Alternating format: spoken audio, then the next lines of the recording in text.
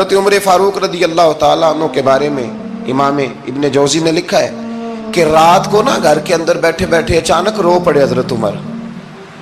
62 سال عمر ہے, خلافت کے آخری ایام چل رہے ہیں, تو رو پڑے ایسے ہی گھر میں بلا وجہ ہی. آپ کی اہلیہ نے, زوجہ نے بیٹے کو اٹھایا, فرمایا پتہ کرو تمہارے باپ کو کیا مسئلہ ہے, کہیں کوئی تکلیف تو نہیں, درد تو نہیں, صاحبزادے آئے. ابا جی کیا بات ہے؟ فرمایا اماں کو بلاؤ. سب لوگ جمع ہو گئے تو جناب عمر فاروق رضی اللہ تعالیٰ عنہ فرمانے لگے کہ بیٹھو میرے ارد گرد. سب بیٹھ گئے تو فرمانے لگے آج جب میں مسجد سے نکلا تھا تو میرے نبی پاک کے سچے صحابہ, سچے رسول کے سچے صحابہ, حضور کے سچے غلام یہ کہہ رہے تھے کہ عمر بڑا ہی اچھا ہے, عدل والا ہے, انصاف والا ہے. تو ابا جی اس میں رونے والی کیا بات ہے؟ تو فرمانے لگے ڈر یہ لگتا ہے کہ باہر تو میں اچھا تھا, کہیں گھر میں تو نہیں کوتاہیاں کرتا رہا. میری بات پہ توجہ کرنا. کہیں گھر میں آپ باتیں سن لیں تو شاید جتنی میں کرتا ہوں دوسرا کار ہی کوئی نہ سکے, لیکن جب عمل کے راستے پہ ہم نکلتے ہیں تو وہ مسدود ہے, وہ بند ہے. عمل کس نے کرنا ہے؟ آپ کوئی آیت پڑھیں تو یہاں غلطی نکالنے والے 20 لوگ مل جائیں گے, 20 لوگ, لیکن اس آیت پہ عمل کرنے والے کتنے ملیں گے؟ تو حضرت عمر فاروق رو رہے تھے, کہنے لگے کہیں تمہارے حقوق تو نہیں پامال کرتا رہا. تو آپ کی اہلیہ نے جب سنا تو وہ کہنے لگی عمر مجھے تو بڑا پرانا شکوہ ہے, آپ کا جاہ و جلال اتنا تھا میں بات نہیں کر سکی. عمر تم نے سارا دن مسجد میں گزار دیا اور ساری رات نقاب اوڑھ کے مدینے کی گلیوں میں گزار دی, میں تو زندگی کی کوئی خوشی دیکھ ہی نہیں سکی. چاہ تو میرے اندر بھی تھے نا کہ میرا شوہر کچھ گھڑیاں بیٹھتا, کہیں مجھے لے کے جاتا, تو میں تو کچھ نہیں دیکھا, مجھے بڑا شکوہ ہے. تو حضرت عمر کہنے لگے چل اللہ کی رضا کے لیے معاف کر دے. بھئی معافی بیوی سے نہیں مانگی جا رہی, معافی اپنی غلطی کی مانگی جا رہی. یہ سمجھ لیں, بیوی کے لیے تو خامد کا بہت بڑا مقام ہے نا, لیکن یہاں غلطی کس بات کی ہے؟ اپنی کمزوری پر غلطی کا اعتراف کر کے معذرت کا سوال کیا جا رہا ہے. تو حضرت عمر کہنے لگے معاف کر دے. تو اہلیہ کہنے لگی میں نہیں معاف کرتی, میری شرط پوری کریں. فرمایا وہ کیا؟ فرمانے لگی قیامت میں جب اللہ آپ کے لیے جنت کا حکم دے گا تو آپ میری سفارش کریں گے اللہ کی بارگاہ میں؟ سفارش کریں گے کہ یا اللہ مجھے کپڑے دھو کے دیتی تھی, میری عزت کی حفاظت کرتی تھی, میرے بستر کو پاک رکھتی تھی, کہیں گے؟ تو حضرت عمر فرمانے لگے تیرے ساتھ وعدہ رہا, رب نے اگر عمر کو اپنے فضل, اپنے کرم اور اپنے محبوب کے صدقے جنت دی تو عمر تیرے بغیر جنت میں نہیں جائے گا. عمل کا رستہ, عمل کا رستہ. دیکھیں نا 2 دفعہ استاد بات کرتا ہے, 2 دفعہ, اور کوئی زیادہ, ایک تو ہے نا کہ ایم اے اور جناب ایم ایڈ اور ایم فل اور پھر پی ایچ ڈی قسم کا استاد. ایک وہ جو matric P T C teacher ہے نا, وہ 2 دفعہ اسٹوڈنٹ کو کام کہے تو تیسری دفعہ وہ ناراض ہو جاتا ہے, کہتا ہے میں 2 دفعہ کہا ہے. بچے کو آپ 2 دفعہ کہتے ہیں اور اگر تیسری دفعہ کہنا پڑے تو غصہ آتا ہے نہیں آتا؟ بھئی تو نے اتنی دفعہ کہا, تو سمجھ نہیں رہا بات کو. اور اگر اللہ کریم قرآن مجید میں سینکڑوں دفعہ کہے نماز پڑھو, سینکڑوں دفعہ, اور یہ بہانے کر رہا ہے, یہ بھی پروگرام بنا رہا ہے, پھر کہتا ہے میں بے چین رہتا ہوں, میں بے قرار رہتا ہوں. عمل کا رستہ اس کو اختیار کریں, آپ سکون میں رہیں گے. بد عمل آدمی اور بے عمل آدمی یہ ہمیشہ پریشان رہتے ہیں, ہمیشہ. عمل کریں, توبہ کریں تو پھر بدل جائیں, پھر تبدیلی آئے. اور یہ کوئی مشکل کام نہیں, جو بدلنے والے تھے وہ بدل گئے. بڑا کچھ کرتے تھے پر پھر وہ لوگ بدل گئے. حضرت فضالہ رضی اللہ تعالیٰ عنہ کہتے ہیں کہ میں بڑا دلدادہ تھا عورتوں کا, اور میرا ماحول یہ تھا کہ میں قتل بھی کر لیتا تھا معاذ اللہ, چوری بھی کر لیتا تھا, اور رات میری طبیعت تھی معاذ اللہ نئی سے نئی عورت کے پاس جانا. کہتے ہیں ابو جہل نے اعلان کیا کہ جو نبی پاک علیہ السلام کا سر اقدس معاذ اللہ کاٹ کے لائے گا, نقل کفر کفر نہ باشد, 100 سرخ اونٹ انعام ملے گا. تو میں نے ارادہ کر لیا کہ میں بہت سارا انعام حاصل کروں گا.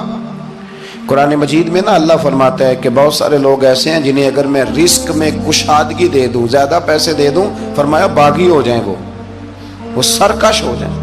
یہ بہت سارے لوگوں کو جو اللہ تبارک و تعالیٰ اعتدال میں رکھتا ہے تو یہ ان کے لیے بہتر ہے. ہر بندہ دولت کے ہوتے ہوئے نیک ہو سکتا تو یہ اللہ اگر رکھتا ہے نا اعتدال میں تو شکر کرے اللہ کا، ورنہ تو لوگ عیاشیاں کریں، پتہ نہیں کیا کچھ کر گزرے۔ تو حضرت فضالہ کہتے ہیں کہ میں نے خنجر تیار کیا اور میں نے بغل میں اس کو چھپایا، اوپر میں نے چادر اوڑھ لی۔ اب مجھے پتا تھا ظہر کی نماز کے بعد نبی پاک صلی اللہ علیہ وسلم طواف کعبہ کے لیے، بیت اللہ شریف کے طواف کے لیے جاتے ہیں۔ کہتے ہیں میں بھی اس طرف بڑھا، رستے میں نا وہ خاتون جس کے گھر میں نے رات آنا تھا، میں نے دروازے پہ دستک دی، میں نے کہا کہ تیار رہنا، تیار رہنا، آج میں بڑے پیسے لے کے آؤں گا۔ اسے میں نے یہ کہا اور پھر میں چلا گیا بیت اللہ شریف کا طواف کرنے۔ کہتے ہیں اللہ کے محبوب بھی طواف کر رہے تھے تو میں نے بھی طواف شروع کر دیا۔ ارادہ یہ تھا کہ جہاں نبی پاک علیہ السلام میرے قریب سے گزریں گے تو موقع پا کر میں حضور کے جسم اقدس پر خنجر کھونپ دوں گا اور معاذ اللہ شہید کر دوں گا۔ کہتے ہیں حضور ایک دفعہ بھی میرے پاس سے گزرے تو میں ہمت نہ کر سکا، دوسری دفعہ بھی پاس سے گزرے تو میں ہمت نہ کر سکا، تیسری دفعہ بھی گزرے تو میں ہمت، نبی کریم صلی اللہ علیہ وسلم 2-3 دفعہ گزرے تو فرماتے ہیں کہ مجھے موقع نہ ملا، اس لیے کہ حضور فرماتے ہیں اللہ نے روب کے ساتھ میری مدد فرمائی، دشمن پر میرا روب طاری ہو جاتا ہے۔ فرماتے ہیں جب چکر پورے ہو گئے تو محبوب کریم نہ چھٹے چکر پہ فرمانے لگے فضالہ چکر ایک رہ گیا ہے، بے خبر ہو جو غلاموں سے وہ آقا کیا ہے، ایک پھیرا رہ گیا ہے۔ کہتے طواف مکمل ہو گیا تو محبوب میرے قریب آئے، فرمایا وہ کام کرتے کیوں نہیں جس کے لیے آئے تھے؟ میں نے عرض کی یا رسول اللہ کون سا کام، کیسا کام؟ اندر تو چور تھا نا، بانج فقیروں کسے نہیں ماریا اے ہوئی چور اندر دا، اندر چور تھا نا۔ کہتے ہیں حضور نے مجھے کندھے سے پکڑ کے ہلایا، فرمایا کرتے کیوں نہیں؟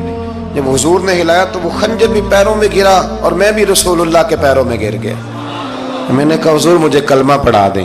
کہتے ہیں حضور نے پہلے میرے دل پہ دست مبارک پھیرا، پھر میرے نبی نے مجھے کلمہ پڑھا دیا۔ اب نا مرید ہونے والا کہتا ہے کہ جی آہستہ آہستہ میں ٹھیک ہو جاؤں گا۔ اب وہ آہستہ آہستہ کا کیا ترجمہ ہے یہ بالکل سمجھ نہیں آتی۔ بھئی کسی بندے سے 5 لاکھ روپیہ لینا ہے تو اس سے وہ کہتا ہے جی میں آہستہ آہستہ دوں گا، 500 روپیہ دے دیا کروں گا روز کا، تو کہتے ہیں میری رقم خراب ہوتی ہے، پورے دو۔ اور نیکی کی بات جب آتی ہے تو کہتے ہیں حضرت صاحب دین اتنا سخت نہیں ہے، میں آہستہ آہستہ ٹھیک ہو جاؤں گا۔ اب میں مغربی شاب پڑھنی شروع کر دی ہے میں نے، اب میں تسبیح لے لی ہے کل میں نے، بھی آہستہ آہستہ میں ٹھیک ہو جاؤں۔ یعنی رقم لینی ہو تو وہ آہستہ آہستہ قبول نہیں ہے، لیکن اور مکان کی رجسٹری اگر کرانی ہو تو مالک مکان کہے کہ آہستہ آہستہ کرا لو، کہتے ہیں پیسے پورے دیے، سویرے چل اور بیان دے۔ یہ کیا بات ہوئی؟ یہاں یہ جو ہمارا ماحول تھا نا کر لیں گے ہو جائے گا، یقین کریں لوگ قبروں میں چلے گئے ہیں پر مسجدوں میں نہیں آئے، ہر کام سے لوگ ریٹائر ہوئے پر گناہوں سے ریٹائر نہیں ہوئے، آخر تک تباہی اتر گئی لیکن لوگ بدلنے کو تیار نہ ہوئے۔